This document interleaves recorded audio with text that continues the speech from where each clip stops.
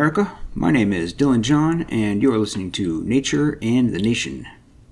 For today's episode, I will be looking at The Revolt of the Elites and the Betrayal of Democracy by Christopher Lasch, a national bestseller. This book was published in 1995,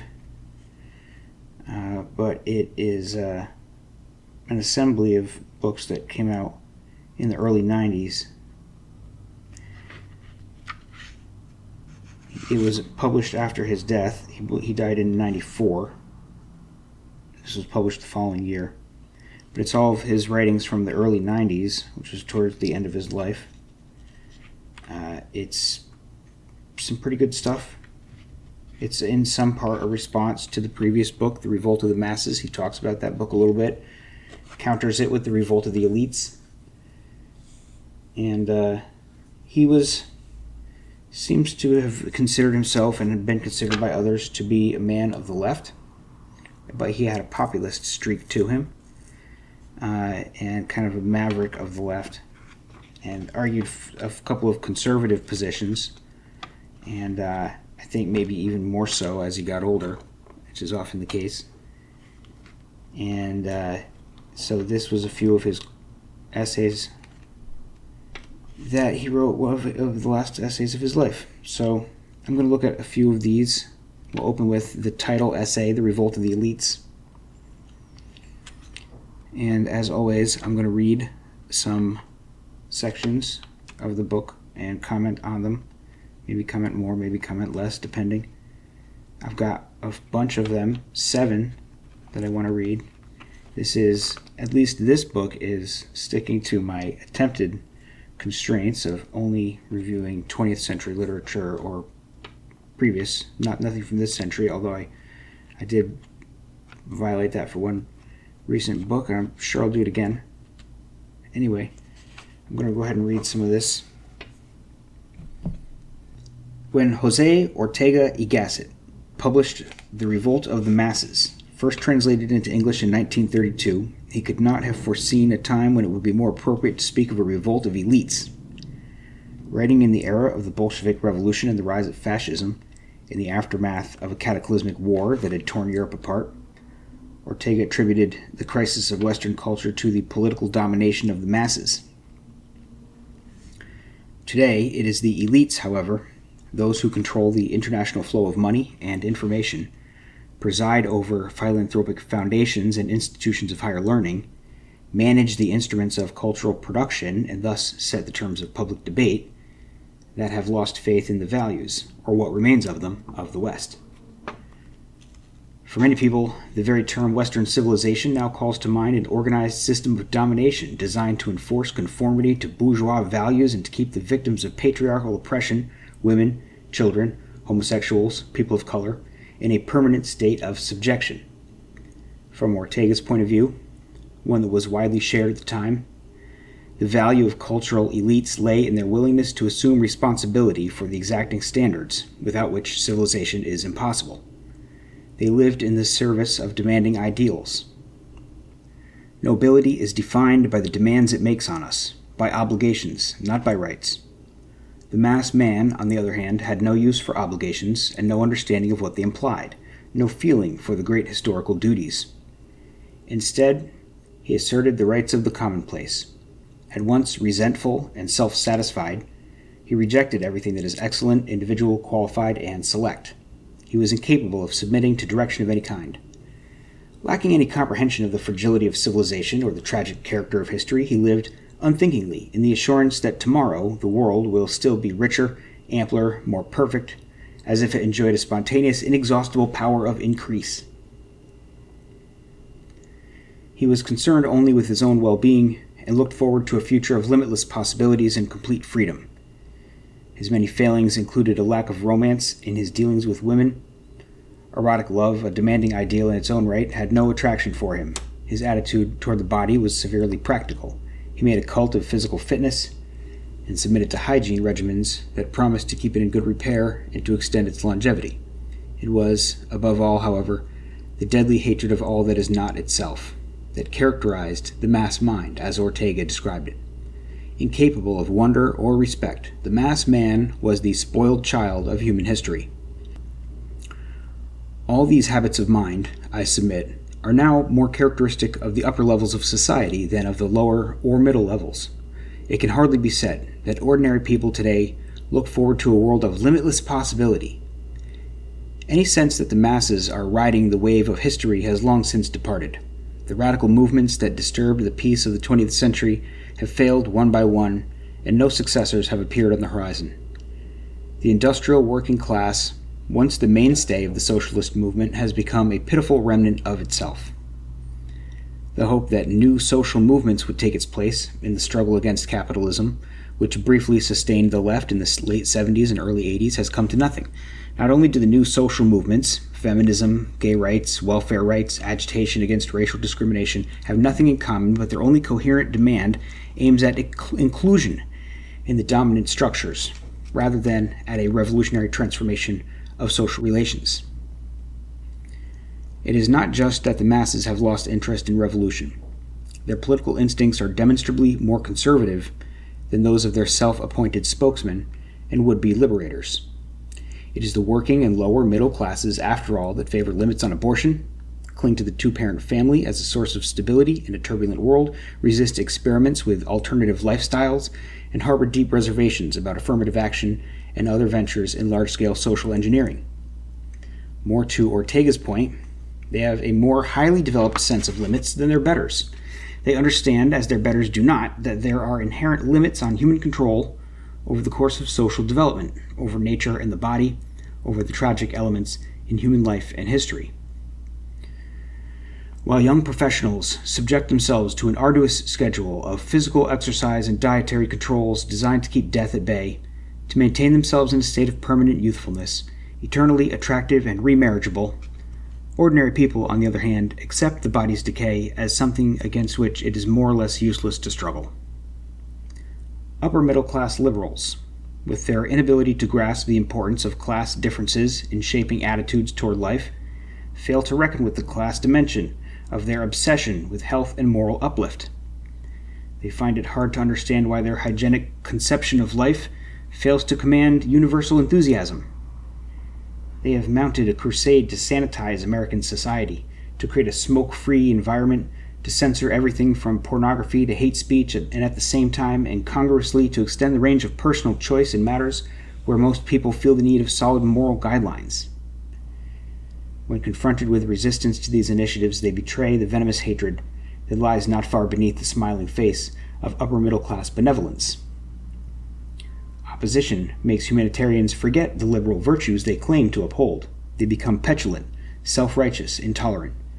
In the heat of political controversy, they find it impossible to conceal their contempt for those who stubbornly refuse to see the light, those who just don't get it, in the self-satisfied jargon of political rectitude. Simultaneously arrogant and insecure, the new elites, the professional classes in particular, regard the masses with mingled scorn and apprehension. In the United States, Middle America, a term that has both geographical and social implications, has come to symbolize everything that stands in the way of progress. Family values, mindless patriotism, religious fundamentalism, racism, homophobia, retrograde views of women. Middle Americans, as they appear to the makers of educated opinion, are hopelessly shabby, unfashionable, and provincial. Ill-informed about changes in taste or intellectual trends, addicted to trashy novels of romance and adventure, and stupefied by prolonged exposure to television. They are at once absurd and vaguely menacing, not because they wish to overthrow the old order, but precisely because their defense of it appears so deeply irrational that it expresses itself at the higher reaches of its intensity in fanatical religiosity, in a repressive sexuality that occasionally erupts into violence against women and gays, and in a patriotism that supports imperialist wars and a national ethic of aggressive masculinity. End quote.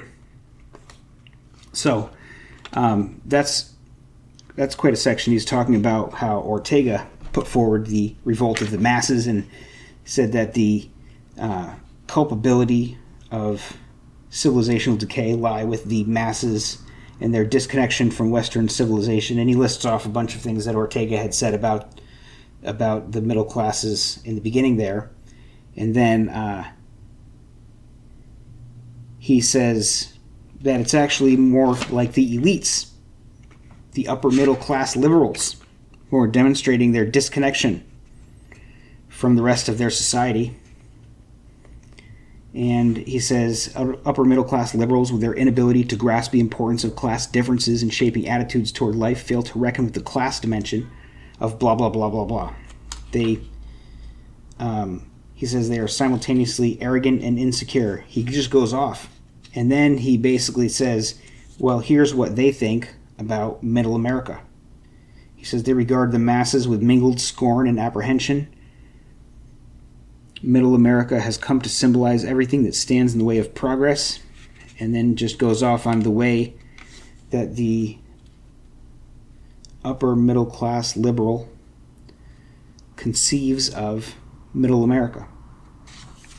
So he flips it back on the elites. So now you find yourself in a pincher between the revolt of the masses and the revolt of the elites. And if you are middle class, you get squeezed from both ends, apparently.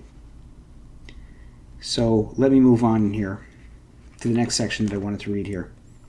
This is when he begins to lay out the what come to be much of the foundation of the book. So basically, this book was a bunch of essays. They were all written separately. They weren't written to be a book. He went back and he modified them. They had been like speeches that he had given. He modified them and kind of made them fit together. And so he kind of does come back to this theme a couple times elsewhere in the other essays of this conflict between the family and the market and the state, and the kind of attack on the family that has occurred since the rise of liberalism. So in this section he says, quote, "The sentimental veneration of motherhood, even at the peak of its influence in the late 19th century, could never quite obscure the reality that unpaid labor bears the stigma of social inferiority when money becomes the universal measure of value. In the long run, women were forced into the workplace not only because their families needed extra income, but because paid labor seemed to represent their only hope of gaining equality with men. In our time, it is increasingly clear that children pay the price for this invasion of the family by the market.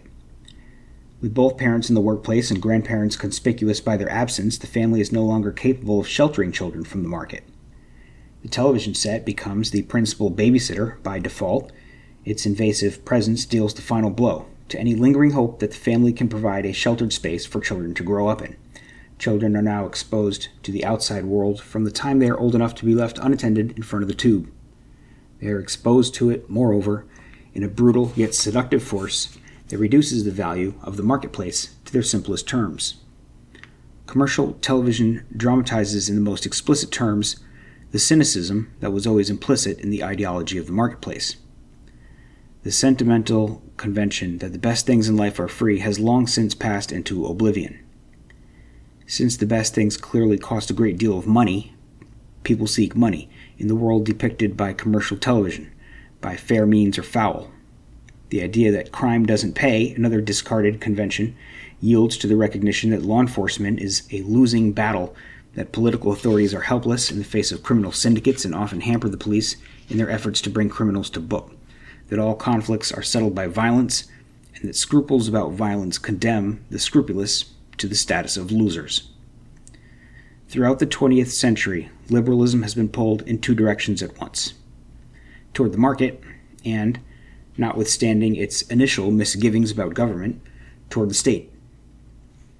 On the one hand, the market appears to be the ideal embodiment of the principle, the cardinal principle of liberalism, that individuals are the best judges of their own interests, and that they must therefore be allowed to speak for themselves in matters that concern their happiness and well-being. But individuals cannot learn to speak for themselves at all, much less come to an intelligent understanding of their happiness and well-being, in a world in which there are no values except those of the market.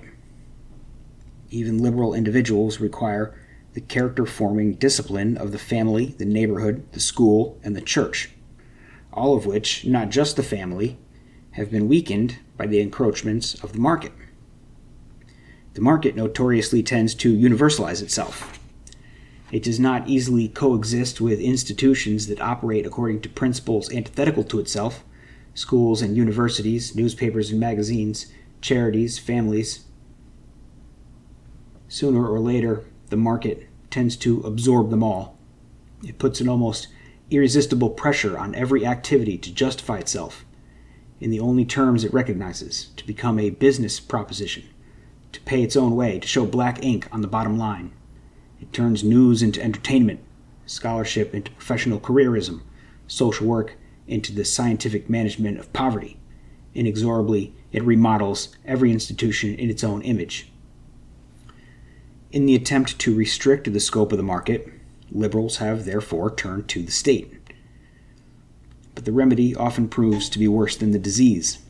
The replacement of informal types of association by formal systems of socialization and control weakens social trust, undermines the willingness both to assume responsibility for oneself and to hold others accountable for their actions, destroys respect for authority, and thus turns out to be self-defeating. End quote. All right, so he talks about the family a little bit and the various ways in which television, and they get to the kids right off the bat. The TV is, shoveling the mindless crap at the kids, but it's all built around certain values, which are the values of the market, He talks about how it's not just the family, but all these various institutions, newspapers, magazines, churches, and everything else just gets absorbed by the market. It all becomes, market influenced by market forces, and everything just gets consumed by the market. And then he says that the liberal, in an attempt to turn back the market, turns to the state, but the remedy proves to be worse than the disease. And nothing good in that direction either. Really, the family is obviously like the correct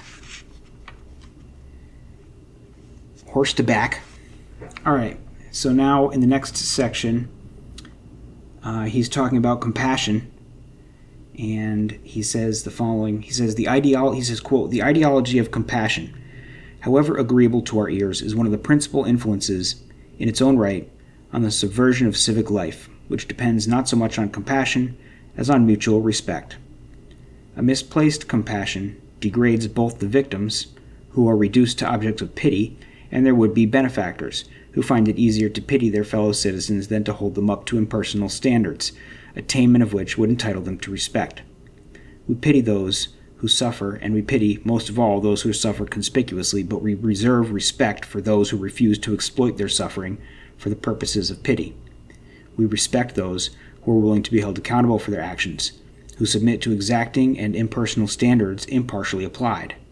Today, it is widely believed, at least by members of the caring class, that standards are inherently oppressive, that far from being impersonal, they discriminate against women, blacks, and minorities in general. Standards, we are told, reflect the cultural hegemony of dead white European males. Compassion compels us to recognize the injustice of imposing them on everybody else. When the ideology of compassion leads to this kind of absurdity, it is time to call it into question. Compassion has become the human face of contempt.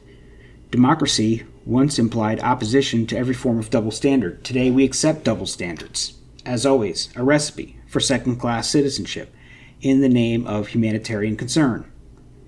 Having given up the effort to raise the general level of competence, the old meaning of democracy, we are content to institutionalize competence in the caring class, which arrogates to itself the job of looking out for everybody else.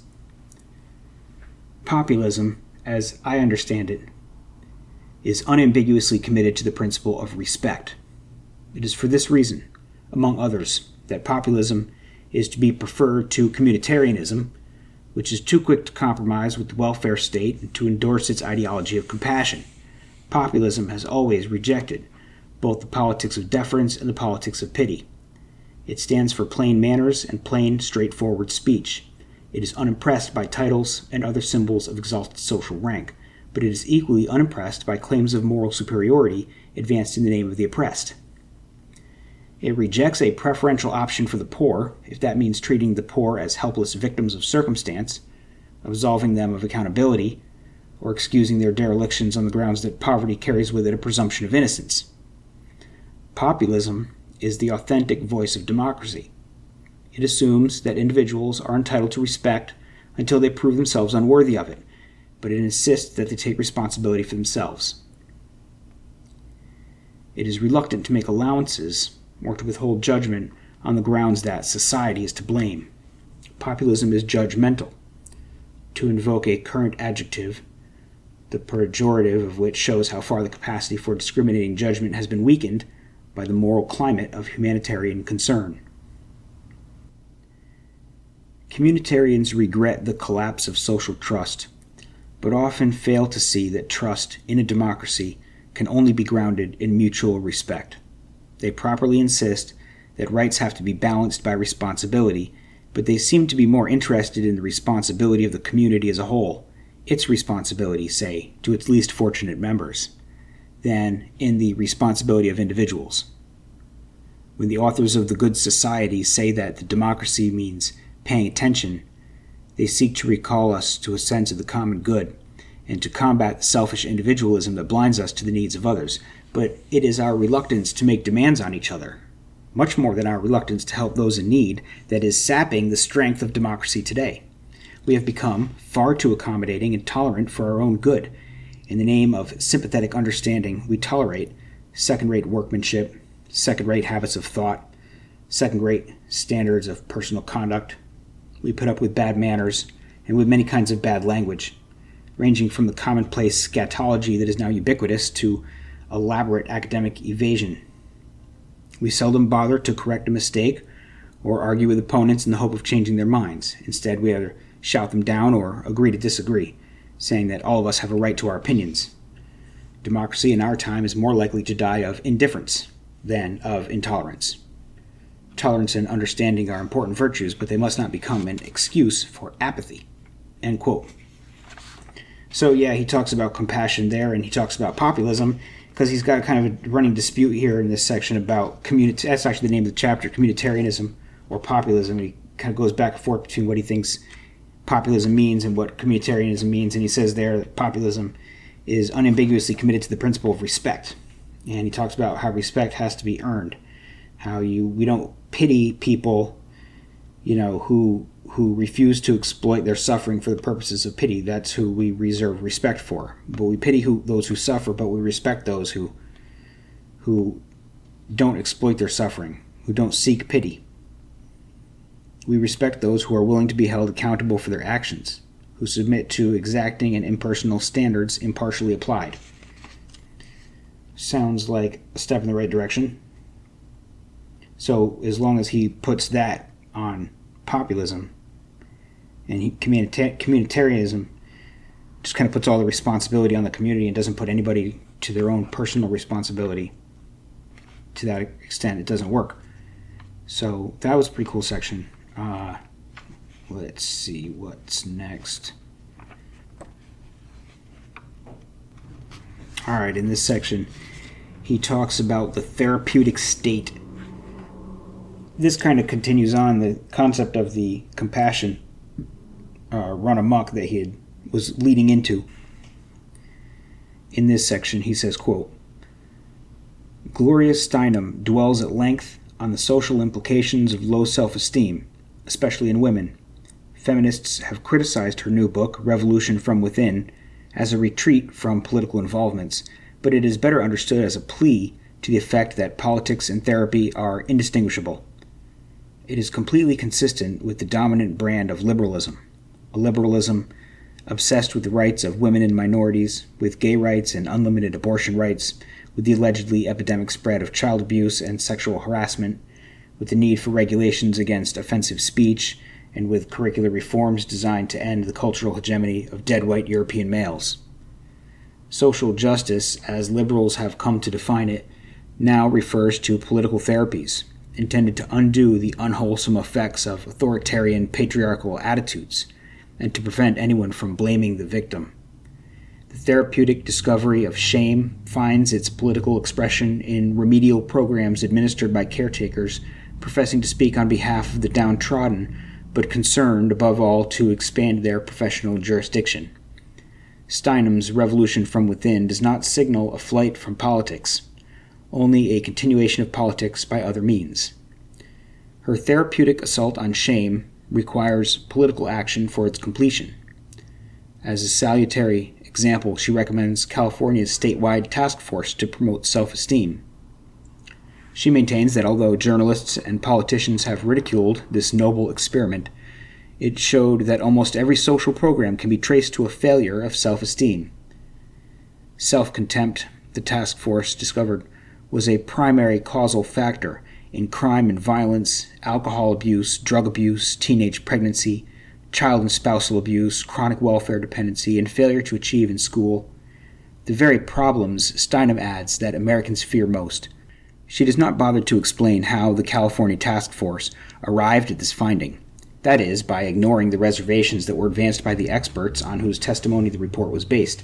Papers prepared for the task force repeatedly spoke of the paucity of good research linking low self-esteem to social pathology, but the chairman of the body, John Vasconcelos, dismissed these reservations on the grounds that they came from those who live only in their heads, in the intellectual. The importance of self-esteem, he said, was confirmed by our intuitive knowledge.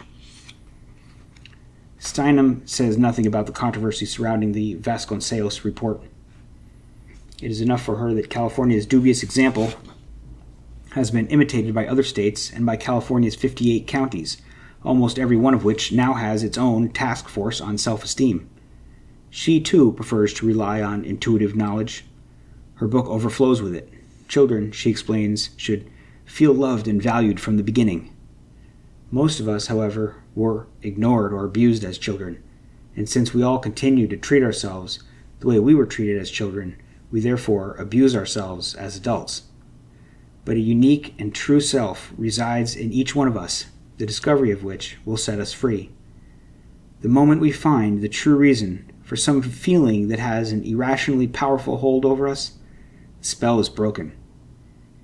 It is hard to see how anyone could take such stuff seriously, but it commands automatic assent in many quarters and provides much of the rationale for the expansion of the welfare state.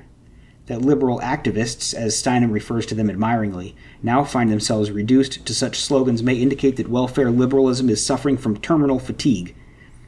Is it really necessary to point out at this late date that public policies based on a therapeutic model of the state have failed miserably over and over again? Far from promoting self-respect, they have created a nation of dependence. They have given rise to a cult of the victim, in which entitlements are based on the display of accumulated injuries inflicted by an uncaring society. The professionalization of compassion has not made us a kinder, gentler nation. Instead, it institutionalized inequality under the pretense that everyone is special in his own way. Since the pretense is transparent, the attempt to make people feel good about themselves only makes them cynical instead. Caring is no substitute for candor. If psychotherapy has failed as politics, most recently as the politics of self-esteem, it has also failed as a replacement for religion. The founder of psychoanalysis believed that men and women would outgrow the need for religion as they came to depend on their own resources. He was wrong about that, as it turned out. Still, his kind of therapy encouraged introspection and aimed at moral insight, and it was not entirely unreasonable, therefore, to suppose that psychiatry could take over the healing functions performed by priests and confessors. Performed very clumsily at that, according to Freud. For some time now, however, the psychiatric profession has been moving toward therapies aimed more at behavior modification than insight.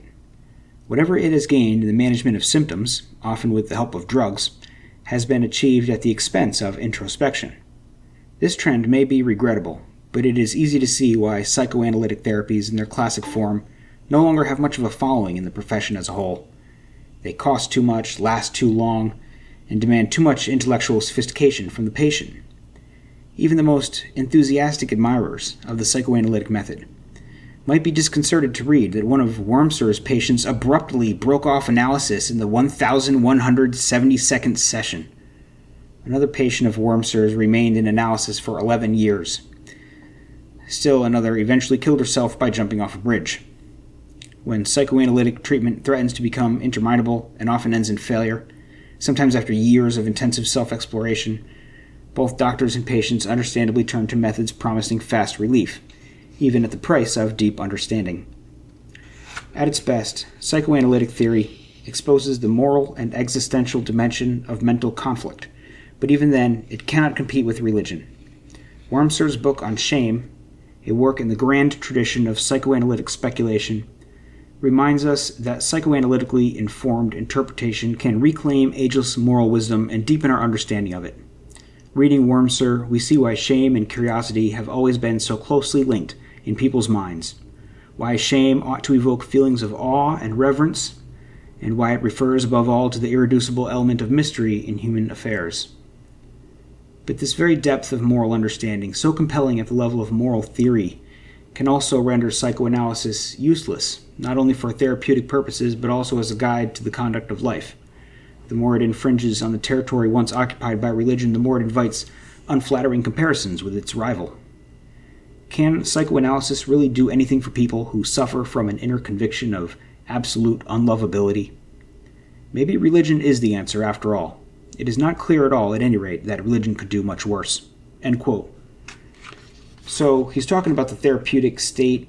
He starts with Gloria Steinem and this task force from California statewide task force to promote self-esteem.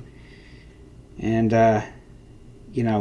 I like how he says that Steinem's revolution from within does not signal a flight from politics, as other people had said, but was a continuation of politics by other means. She continues her mission but by stepping out of the realm of the political and into the realm of the therapeutic, into the realm of the psychological. The therapeutic task force making all these claims without any good research. Self-contempt, the task force discovered, was a primary causal factor in all these things that happen, all this crime and violence and teen pregnancy and everything else. But the study has no real good research backing it up. But, it doesn't matter because it's really intuitive. It's an intuitive analysis. It's intuitive data. Or so said the head of the task force. So he talks a little bit about psychotherapy, psychoanalysis as well. And he talks about whether psychoanalysis can step into the place of religion and kind of serve as a replacement religion for people who have lost their traditional faiths. And it doesn't seem, I don't think that Freud ever specifically said that it would, because Freud, I believe, said, that men and women would outgrow the need for religion.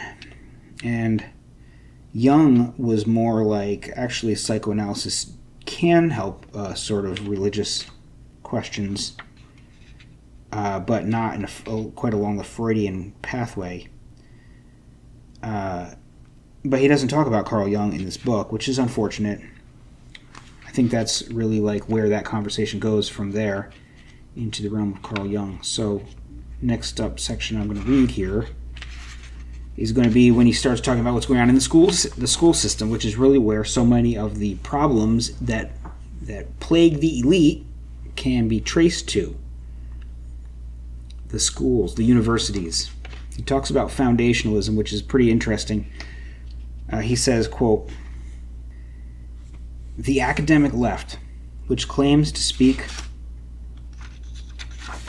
for the common people, might be expected to resist a restructuring of higher education that effectively leaves them to their own fate. But academic radicals these days are more interested in the defense of their professional privileges against criticism from outside. Joan Scott of Princeton's Institute for Advanced Study dismisses this criticism as the work of disaffected scholars and marginal intellectuals. Left-wing academics cannot be bothered to argue with opponents or to enter into their point of view. They speak, with irritating complacency, as members of a professional establishment that has given up the attempt to communicate with a broader audience, either as teachers or as writers. They defend their incomprehensible jargon as the language of subversion, plain speech having been dismissed as an instrument of oppression. The language of clarity, they maintain, plays a dominant role in a culture that cleverly and powerfully uses clear and simplistic language to systematically undermine complex and critical thinking. It follows that fellow specialists alone are qualified to speak about the condition of the humanities.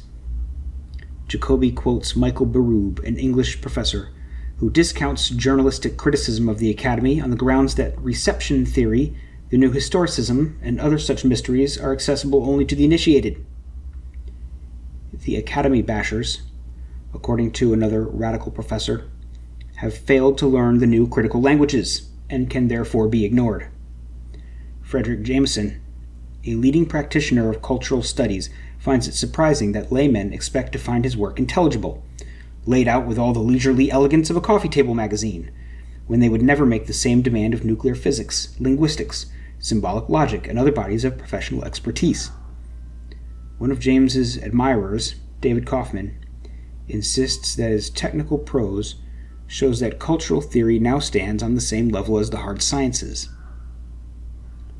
This kind of talk helps to bolster the humanities' self-image and to sustain morale in the face of criticism, but it does not play very well outside the Academy. The general public listens to conservatives like William Bennett, Alan Bloom, and Lynn Cheney because they address the widespread perception that the educational system is falling apart and seem to have important things to say about the resulting crisis. People on the left, on the other hand, with notable exceptions like Jacobi, refuse to take the issue seriously. No crisis exists, in their view. The only trouble with the educational system is that it is still too resistant to the currents of cultural change. The changes that are taking place, usually summarized as a trend toward cultural pluralism, will have beneficial effects if they are allowed to continue. They will introduce new voices and new points of view into a system long dominated by white males. They will correct the canon of acknowledged masterpieces or else destroy the elitist idea of a canon altogether. Cultural pluralism will break down the exaggerated respect for great art and high culture that is served only to exclude oppressed minorities. It will encourage critical habits of thought and make it clear that nothing is sacred, nothing exempt from criticism. These goals may or may not be desirable, but they do not address the issue that troubles critics of education. Talk of pluralism and diversity provides no comfort when young people can't seem to learn how to read or write, when they graduate with no more than a smattering of culture, when their stock of general knowledge grows more meager every day, when they can't recognize allusions to Shakespeare, or the classics, or the Bible, or their own country's history, when SAT scores keep falling, when American workmanship and productivity are no longer the envy of the world, and when superior education is widely cited as the reason for the economic success of countries like Japan and the former West Germany. These are the developments that trouble ordinary people, and any serious talk about education has to speak to these developments. It also has to speak to the perception of moral breakdown, the belief that our children are growing up without proper values. Criticism of moral relativism and secular humanism may simplify the issue, but their concerns should not be dismissed out of hand. Many young people are morally at sea. They resent the ethical demands of society as infringements of their personal freedom. They believe that their rights as individuals include the right to create their own values, but they cannot explain what that means, aside from the right to do as they please. They cannot seem to grasp the idea that values imply some principle of moral obligation. They insist that they owe nothing to society, an abstraction that dominates their attempts to think about social and moral issues. If they conform to social expectations, it is only because conformity offers the least line of resistance. Debates about education resemble debates about the family, a closely related issue. The right talks about breakdown and crisis, the left about pluralism and diversity. The right does not offer a convincing explanation of the problem, let alone a convincing solution, but at least it acknowledges the problem's existence, the frequency of divorce, the increase in female-headed households, the instability of personal relations, the shattering effects of the instability on children. For the left, these things are healthy signs of change. A movement away from the male-dominated nuclear family to a pluralistic family structure in which people will be able to choose from a whole range of living arrangements. That any one arrangement should be socially sanctioned strikes progressive people as no less objectionable than a common culture or a common curriculum. The transition from uniformity to pluralism, they argue, may give rise to confusion, but confusion is a small price to pay for freedom of choice. To those who cannot take such a rosy view of things, these arguments merely disguise the collapse of the family as progress. From their point of view, the same objection applies to those who defend recent trends in the humanities on the grounds that precisely those things now identified as failings in the humanities actually indicate enlivening transformations. It is easy to show that conservative perceptions of cultural crisis, whether they are prompted by the condition of the family or by the state of higher education, are often exaggerated and ill-informed. The claim that Marxism has come to dominate academic life cannot stand up even to casual investigation. If Marxism is no longer automatically suspect, that is because it no longer provides the main source of radical ideas. Marxism has tacitly ceded its claim to a dominant status in radical discourse, as Martin Jay observes, but that does not settle the question of whether or not radical discourse sets the tone of academic life, at least in the humanities. Jay himself notes that the new shibboleth, race, gender, class, is now invoked with numbing predictability in certain academic discussions. If that is the case, we need to pay attention to what conservative critics are saying about this new form of radical discourse. End quote. So there's a quite scathing discussion of the school, and he talks about the attack on the family as well, and how it's regarded as, everything is regarded as, like the breakdown of the family is regarded as progress. The annihilation of the canon, the annihilation of the traditional systems of education, the new shibboleth of race, gender, and class, replacing Marxism. He talks about jargon. He says they defend their incomprehensible jargon as the language of subversion, plain speech having been dismissed as an instrument of oppression. That's just nonsense, in my opinion. But, I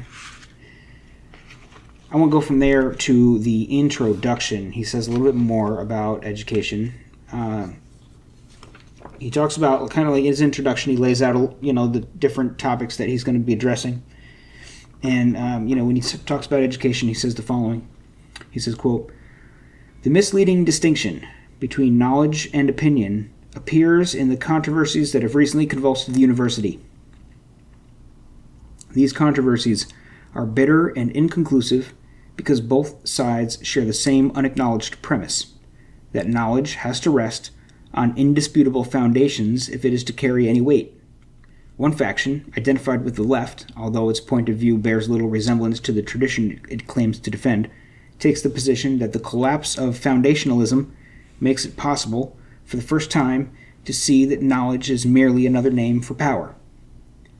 The dominant groups, white Eurocentric males in the usual formulation, impose their ideas, their canon, their self-serving readings of history on everybody else. Their power to suppress competing points of view allegedly enables them to claim for their own particularistic ideology the status of a universal transcendent truth.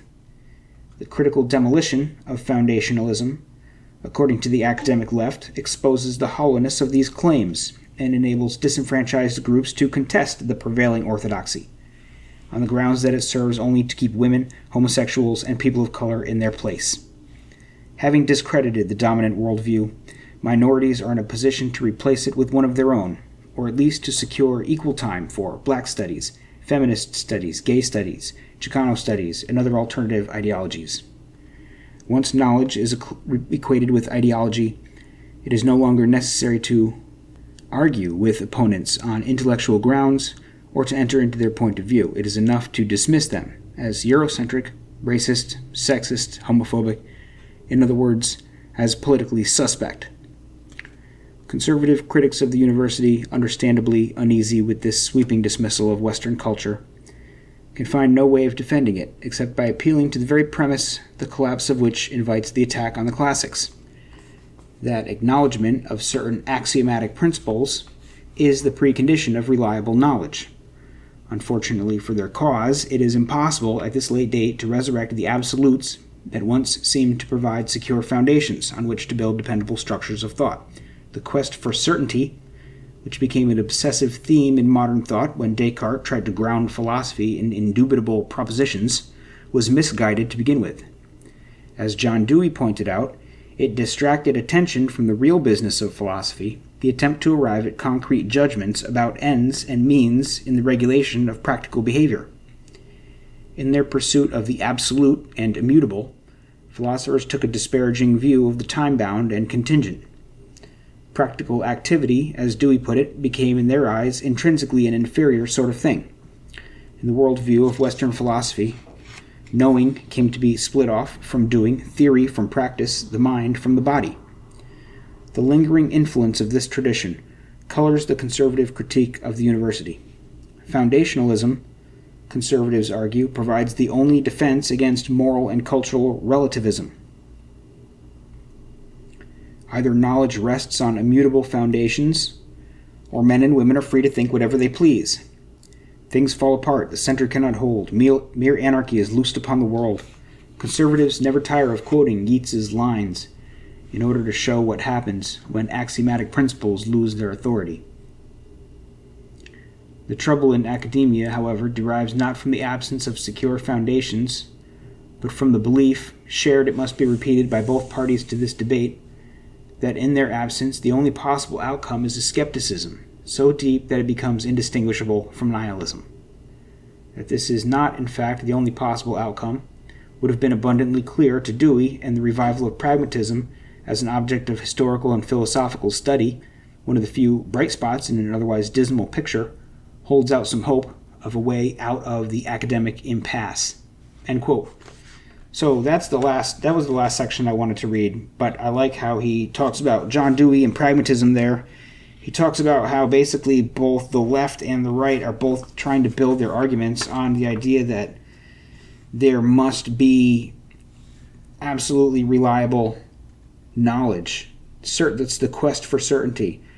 Without, let me repeat here. He says, both sides share the same unacknowledged premise, that knowledge has to rest on indisputable foundations if it is to carry any weight, and that the left is winning largely because the argument that indisputable foundations are necessary for knowledge, which he calls foundationalism, is being defeated, and we're no longer able to rely on the absolutes that we once relied on. And he basically says, look, John Dewey said the same thing. It doesn't mean that there's no possible. See, both sides argue that without this foundation of indisputable truth, no knowledge is possible. And they both accept that, and then one says there's not, therefore no knowledge is possible, and the other side says there must be, because we have knowledge, it must be based on something solid and true. And John Dewey says that the quest for certainty, which became an obsessive, I'm quoting now, the quest for certainty which became an obsessive theme in modern thought when Descartes tried to ground philosophy in indubitable propositions, was misguided to begin with. As John Dewey pointed out, it distracted attention from the real business of philosophy, the attempt to arrive at concrete judgments about ends and means in the regulation of practical behavior. Doing things, giving us the framework necessary to act in the world, is the business of philosophy. And putting up barriers that never seem to come down between acting in the world and thinking about things, and doubting the existence of acting and getting lost in abstractions is not the proper business of philosophy, according to John Dewey. That's the correct way out of the conundrum. And conservatives should probably take note. And I'm going to end my episode on that because you guys know my fondness for pragmatism. So thanks for tuning in, and I'll talk to you next time.